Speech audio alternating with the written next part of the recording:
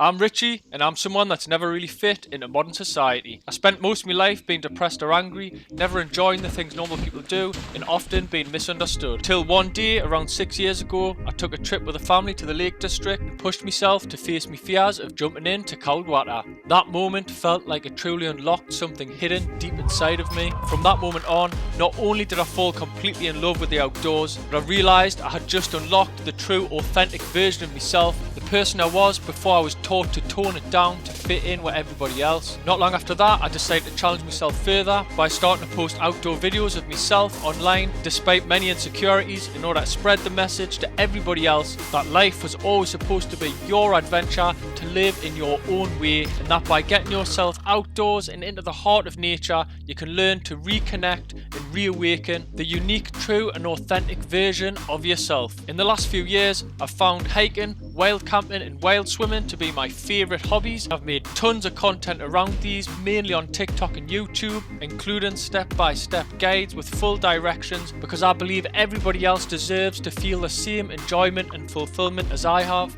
Now, if anything I've said is your vibe, or you just love the natural beauty of nature and the outdoors, then follow and subscribe, and always remember, life is supposed to be your adventure, so express yourself, be authentic, and get outdoors.